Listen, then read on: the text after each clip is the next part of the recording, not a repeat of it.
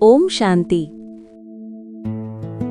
శివపావన మహావాక్యాల జ్ఞానసారం నుండి ఉద్భవించిన ఒక ఆత్మ పరమాత్మతో పంచుకోవలసిన అత్యున్నత సంబంధాన్ని మరియు తన అంతరంగ పవిత్రతను ఎలా తీర్చిదిద్దుకోవాలో వివరించే అద్భుతమైన ప్రవచనం.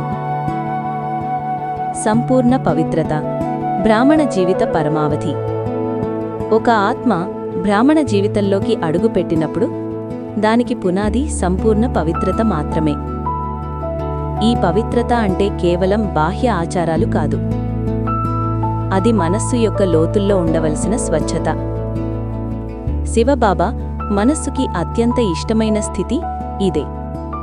సంపూర్ణ పవిత్రత యొక్క గుహ్య రహస్యమేమిటంటే, కేవలం కర్మలలోనే కాదు, నీ సంకల్పంలో అంటే ఆలోచనలో మరియు కడకు నీ స్వప్నంలో కూడా అపవిత్రత యొక్క నామరూపాలు స్వల్పంగా కూడా ఉండకూడదు.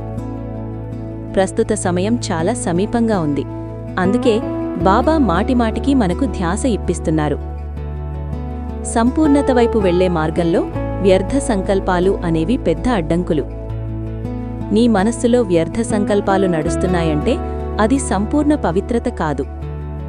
అందుకే నిరంతరం నిన్ను నీవు పరిశీలించుకో, నాలో వ్యర్థ సంకల్పాలు నడుస్తున్నాయా? ఏ రకమైన వ్యర్థ ఆలోచన నన్ను నా లక్ష్యానికి దూరం చేస్తోంది అని ప్రశ్నించుకోవాలి. నీవు పురుషార్థంలో ఎంత ముందుకు వెళ్తున్నావో అంత సూక్ష్మంగా నీ సమయం వ్యర్థం కాకుండా చూసుకోవాలి. అభిమానం నుండి స్వమానం వైపుకు. జ్ఞానమార్గంలో నడుస్తున్నప్పుడు మనలో అనేక విశేషతలు అంటే టాలెంట్స్ ప్రాప్తిస్తాయి.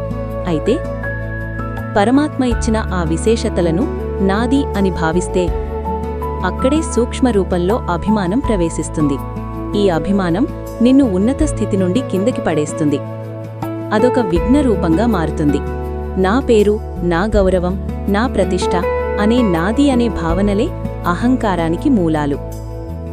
వ్యర్థ సంకల్పాలకు ప్రధాన కారణం అభిమానం మరియు అవమానం. ఈ రెండిటికీ అతీతంగా ఉండి సదా స్వమానంలో ఉండటమే బాబ్దాదా కోరుకునే స్థితి. ఈ వ్యర్థాల నుండి ముక్తులైనప్పుడే మనం బాబాకు అత్యంత ప్రియమైన బిడ్డలము కాగలము.